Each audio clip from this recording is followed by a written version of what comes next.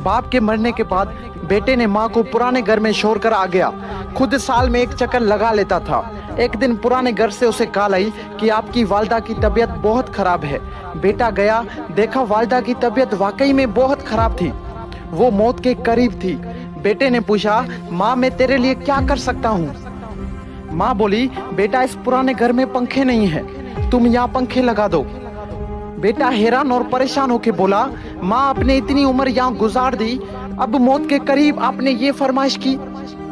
माँ बोली, बेटा मैंने तो अपनी जिंदगी गुजार ली, पर एक डर है कि कल को जब तेरे बच्चे तुझे यहाँ छोड़कर चले जाएंगे तो तू गर्मी बर्दाश्त नहीं कर पाएगा मेरे लाल।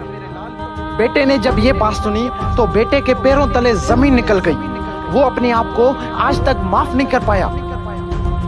दोस्तों, माँ तब रोती है जब बेटा खाना नहीं खाता, और माँ आज भी रोती है जब बेटा खाना नहीं देता।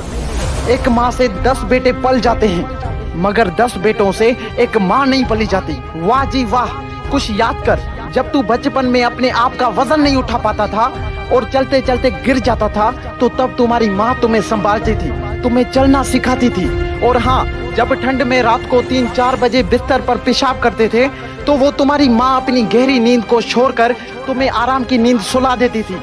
और अगर आज तुम बड़े हो गए हो तो माँ पर चिल्ला रहे हो, उसको बोझ समझ रहे, शर्म नहीं आती ये सब करते हुए अपनी माँ के साथ? अगर वो चाहती तो तुम्हारा बचपन में ही गला दबा सकती थी, पर वो माँ है।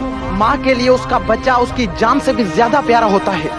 खुद को चाहे कितनी ही तकलीफ हो, माँ अपनी औलाद को तकलीफ में नहीं देख सकती। दोस्तों, आज मेरी आप सबसे रिक्वेस्ट है कि माँ के लिए सबको छोड़ देना, लेकिन कभी किसी के लिए माँ को मत छोड़ना, क्योंकि जब माँ रोती है ना तो फरिश्तों को भी रोना आ जाता है।